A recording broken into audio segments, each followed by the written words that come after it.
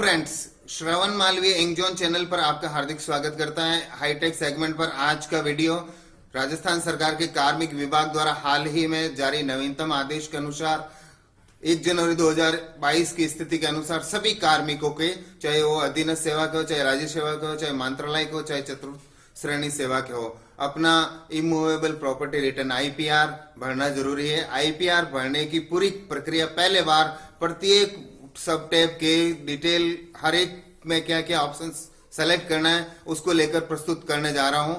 आज का ये वीडियो मैं प्रेजेंट करूं उससे पहले आप अगर इस चैनल को अब तक लाइक शेयर और सब्सक्राइब नहीं किया तो आप लाइक शेयर करें, सब्सक्राइब करें ताकि आने वाले नवीनतम वीडियो की जानकारी आपको शीघ्र मिल सके। बिना समय गंवाए आपको मैं लिए चलता हूं अपने डेस्कटॉप पर, जहां पर हम सीखेंगे किस प्रकार अपना आईपीआर प्रोसेस करें राजकाज पोर्टल पर।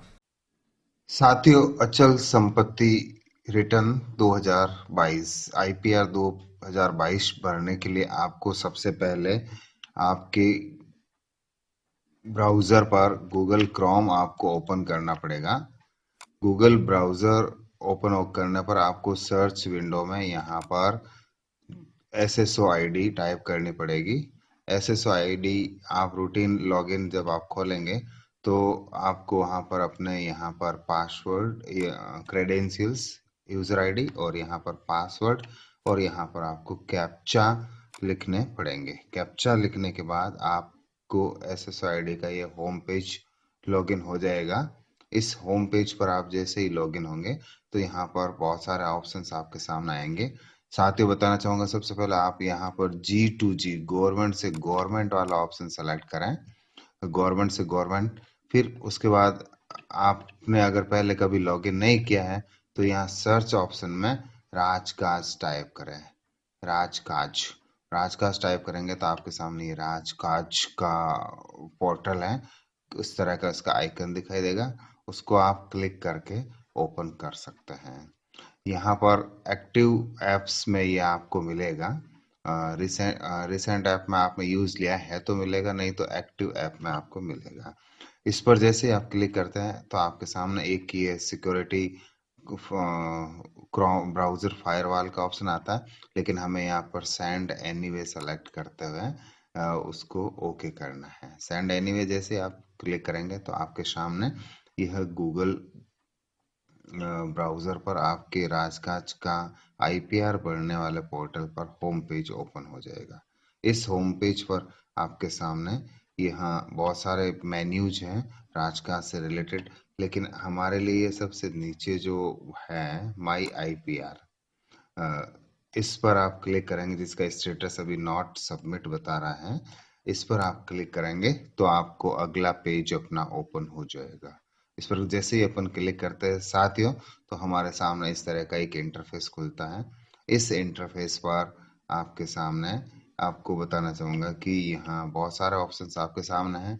यहाँ पर view submitted informations property return जो आपने पहले से भरे हैं उसको अपन देख सकते हैं।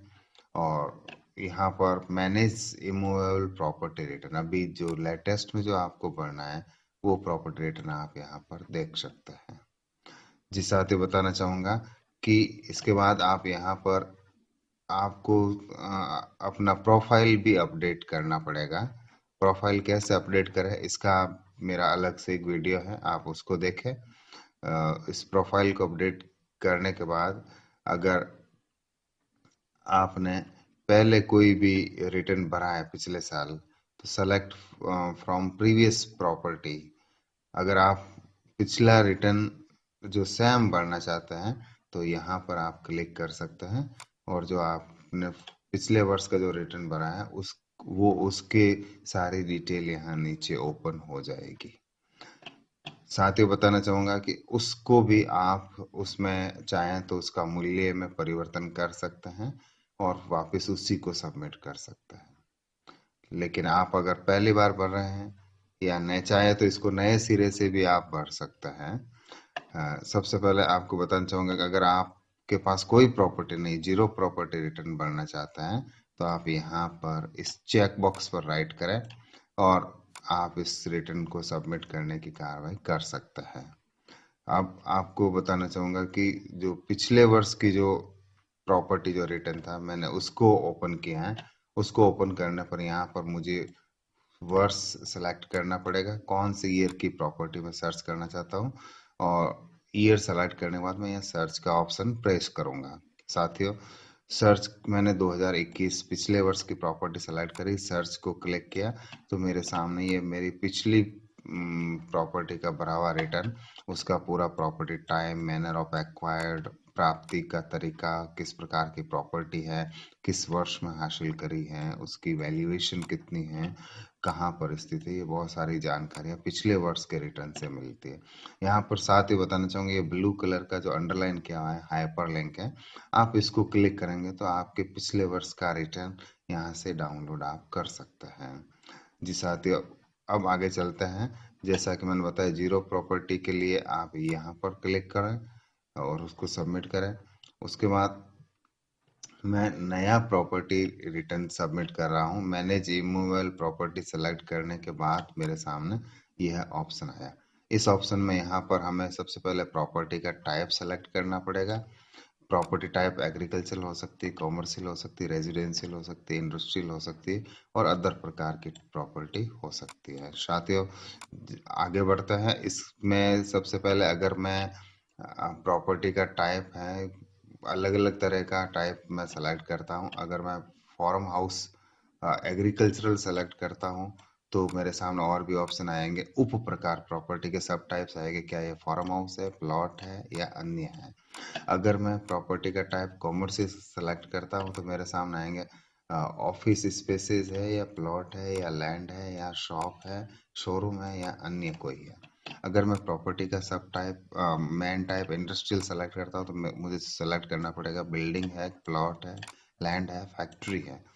और अगर मैं प्रॉपर्टी का टाइप रेजिडेंशियल सेलेक्ट करता हूँ तो मुझे सब टाइप में अपार्टमेंट है, फ्लैट है या विला है या बिल्डिंग है या इंडिपेंडेंट हाउस है या प्लॉट है या लैंड है, इस तरह के उप प्रकार अपन सेलेक्ट कर सकते हैं। साथ ही ये था प्रॉपर्टी के टाइप्स और सब टाइप्स की बिल्कुल डिटेल जानकारी। उसके बाद मैंने रेजिडेंशियल सेलेक्ट कर दिया, इंडिपेंडेंट हाउस सेलेक्ट कर दिया। अब मुझे यहाँ पर मेरा प्रॉपर्टी ग्रामीण में स्थित है या शहर में स्थित है उसको सेलेक्ट करता हूँ। साथ ही उसको सेलेक्ट करने के बाद यहाँ पर मुझे कंट्री भरना पड़ेगा, डिस्ट्रिक्ट भरना पड़ेगा, ग्राम पंचायत भरनी पड़ेगी, पिन कोड भरना पड़ेगा, ये सब यहाँ पर। इसी तरह से एड्रेस की दूसरी लाइन कहाँ स्थित है, राज्य, यूनिट, ब्लॉक, विलेज वगैरह, ये सारा हमें टाइप सेलेक्ट करना पड़ेगा। इन सब का आप सेलेक्ट करने के बाद साथ ही आगे बढ़ने पर आपको पता लगेगा कि इसमें यह प्रॉपर्टी किसके नाम की है, ओन्ड बाय, इसका स्वामित्व किसका है, इसका मालिकाना हक। अगर आप अकेले के हैं तो सेल्फ सेलेक्ट करें। अगर मैं डिपेंडेंट किसी आश्रित के नाम है तो फिर पति, पत्नी, पुत्र या और किसके नाम है, पिता के नाम है, उसको आप सेलेक्ट करें। और ज्वाइंट है, दो जनों के है तो उसमें भी किसके ज्वाइंट है, आपके साथ आपके स्पाउस है, जीवन साथी है तो सेलेक्ट करें। फिर यहाँ पर उसका नाम भी भरना पड़ेगा और उसके कॉन्टेक्ट नंबर भी आपको भरने पड़ेंगे। जी साथियों, बताना चाहूंगा, आगे चलते हैं। आगे चलने पर अगर आप प्रॉपर्टी का मैनर ऑफ एक्वायर्ड, वो प्रॉपर्टी आपने कैसे हासिल करी, उसके बारे में बहुत सारा ऑप्शन आएंगे। अगर आपने ये प्रॉपर्टी हासिल करी है, अगर परचेज खरीद कर हासिल करी है तो आपके सामने ऑप्शन आएगा क्या, कैसे परचेज करी, लोन के द्वारा, फाइनेंशियल हेल्प फ्रॉम रिलेटिव्स के द्वारा, या और अन्य मिक्स तरीके से, एक से ज़्यादा तरीके से। अगर आपने जो है किसी विल पावर, वसीयत से वो प्रॉपर्टी आपको हासिल हुई है तो आपको रिसीव्ड थ्रू किसके द्वारा वो वसीयत मिली है और आप में उसका कितना हिस्सा है, वो आपको सेलेक्ट करना पड़ेगा। अगर वो प्रॉपर्टी आपको किसी ने गिफ्ट करी है तो गिफ्ट करने के बाद उसका प्राप्ति का सब प्रकार रिसीव्ड फ्रॉम फैमिली मेंबर से प्राप्त हुई है या अन्य से गिफ्ट प्राप्त हुई है, ये है सब टाइप्स आपको यहाँ पर भरने पड़ेंगे। प्रॉपर्टी प्राप्ति का तरीका और ये सब टाइप्स। तो साथियों मैं देखिए मैंने यहाँ परचेज का ऑप्शन भरा है और सब मैनर ऑफ एक्वायर्ड प्राप्ति का सब उप तरीका मैंने लॉन के द्वारा सबमिट किया है। ये मैंने कौन से महीने में खरीदी है, कौन सी तारीख, महीना और सत्र में खरीदी है, और जिस व्यक्ति से खरीदी है वहां पर उसका नाम हमें यहाँ भरना पड़ेगा और उस बेचान करता वेंडर का पता भी हमें यहाँ भरना पड़ेगा। उसके संपर्क नंबर हो तो हमें भर दीजिए, लेकिन ये नाम और ये पता मैंडेटरी है। उसके बाद प्रॉपर्टी की प्रेजेंट वैल्यू साथियों हमें भरनी पड़ेगी। क्या इसका कुछ पोर्शन किराया दे रखा है तो एनुअल इनकम होती तो आप उसको यस करिए, फिर यहाँ आपको उससे कितनी इनकम होती वो भी भरना पड़ेगा। मैंने यहाँ 9 सेलेक्ट किया, मुझे कोई इनकम उससे नहीं हो रही है, तो यहाँ आगे बढ़ने का ऑप्शन मेरे पास नहीं आया। अब अंत में कोई रिमार्क आप लिख सकते हैं। रिमार्क लिखना जरूरी है, जैसे मैंने युक्ति उसके ऊपर उक्ति शून्य लिख दी। हो सकता है कोई रिमार्क हो, वो क्षत विक्षिप्त हो, जीर्ण शीर्ण हो, या और भी बहुत सारी चीजें उसमें हो सकती है। अब उसके बाद जैसे ही सबसे अंतिम स्टेप आएंगे, आप इसको सेव कर सकते हैं अब तक जो डाटा भरा है, और आप चाहे तो इसको सेव करके नया दूसरी प्रॉपर्टी, एक व्यक्ति के पास शून्य संपत्ति हो सकती है, एक हो सकती है, 5 हो सकती है, तो एक भरने के बाद दूसरी भरनी है तो सेव एंड न्यू काम मिले। अगर आप ऊपर भरे हुए डाटा से संतुष्ट नहीं है तो आप इसको रीसेट का ऑप्शन कर सकते हैं, और अगर आप इसको पूरे मॉड्यूल को भी आप बंद कर सकते हैं। साथ ही आगे बढ़ते हैं, आगे बढ़ने पर आपके सामने यह मैंने इस प्रॉपर्टी को सेव किया था, तो अब ये प्रॉपर्टी की डिटेल यहाँ पर आ चुकी है। इस प्रॉपर्टी की डिटेल में यहाँ अभी इसका स्टेटस, इस रिटर्न का जो स्टेटस है वो पेंडिंग बोल रहा है, क्योंकि मैंने फाइनल सबमिट नहीं किया है। तो जैसा कि मैंने पहले बताया था, अन्य प्रॉपर्टी ऐड कर सकते हैं। इस भरी हुई को में भी आप अगर कुछ सुधार करना चाहते हैं तो सुधार कर सकते हैं। आप इस पूरी प्रॉपर्टी की एंट्री को डिलीट करना चाहते हैं तो भी कर सकते हैं, और इस एक प्रॉपर्टी के साथ अगर आप सबमिट आईपीआर करना चाहते हैं तो आप उसको सबमिट करते हैं। तो साथ ही मैं अब इसमें सबमिट आईपीआर का ऑप्शन पर क्लिक करता हूं। तो जैसे इस पर क्लिक करता हूं साथियों, तो मेरे सामने इस तरह का एक इंटरफेस आएगा, पॉपअप आएगा rather. There are properties in your previous year's property return which have not been added, do you want to add it? चूंकि मैंने नया फ्रेश मॉड्यूल खोल के प्रॉपर्टी की डिटेल पूरी सारी भरी थी, पिछले वर्ष की प्रॉपर्टी को एज इट इज सेलेक्ट नहीं किया था, इसलिए ये पॉपअप आ रहा है। तो क्या आप उसको भी ऐड करना चाहते हैं? तो चूंकि मेरे एक ही प्रॉपर्टी है और उसको मैंने फ्रेश भरा, तो इसको मैं अभी ये सेलेक्ट नहीं करके नो सेलेक्ट करूंगा मैं। तो साथियों मैं इसको नो सेलेक्ट करूंगा। जैसे ही नो मैं सेलेक्ट करता हूं तो उसके बाद मेरे सामने अन्य वो जो रिटर्न मैंने भरा उसके सारे पेजेस ओपन हो जाएंगे। उसमें ये रिटर्न की जो सारी डिटेल भरी है वो यहाँ आ जाएगी। ये इसका पहला पेज है, और दूसरे पेज पर भी यह इस तरह की डिटेल आ जाएगी। फिर आप यहाँ पर एक बार फिर आपको ऑप्शन दिया जाएगा कि क्या आप यहाँ भरी हुई डिटेल से सेटिस्फाइड हैं। सेटिस्फाइड है तो आप इसको वेरीफाई और फाइनल सबमिट के लिए जा सकते हैं, और अन्यथा आप इसको कैंसिल करके कुछ करेक्शन कर सकते हैं। साथ ही आगे बढ़ता है इसके लिए। अब जैसे आपको मैं वेरीफाई एंड सबमिट का ऑप्शन प्रेस करता हूं तो मेरे सामने ये ऑप्शन आता है, do you want to submit IPR? After submitting IPR you will not able to edit और डिलीट डिटेल्स। तो मैं इसको सबमिट करूंगा तो ये सेलेक्ट कर दूंगा। मान लो फिर भी मेरे संशय है तो मैं इसको नो सेलेक्ट करके कुछ और करेक्शन कर सकता हूँ। साथ ही आगे बढ़ते हैं। आगे बढ़ने पर आधार नंबर वेरिफिकेशन का ऑप्शन आएगा।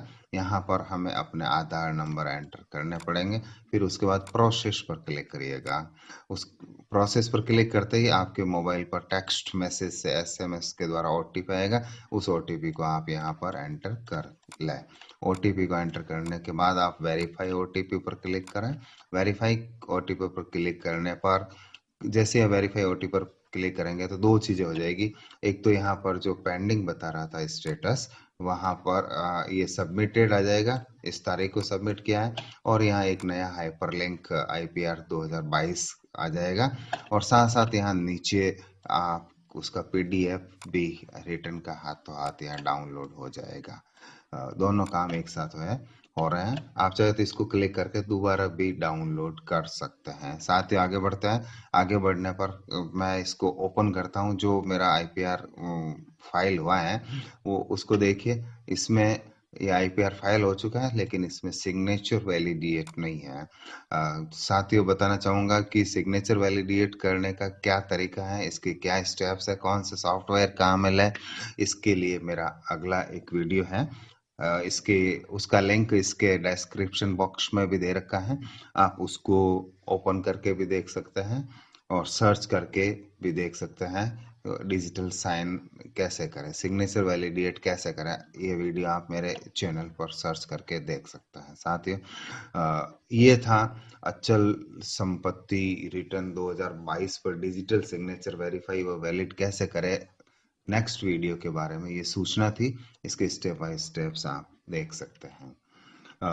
मेरा वीडियो आपको पसंद आया होगा, उम्मीद करता हूं। आपको अगर कोई डाउट है तो आप इस कमेंट बॉक्स में कमेंट लिखे, आपको निश्चित रूप से उसका संतोषप्रद जवाब मिलेगा। वीडियो पूरा देखने के लिए धन्यवाद। Bye bye.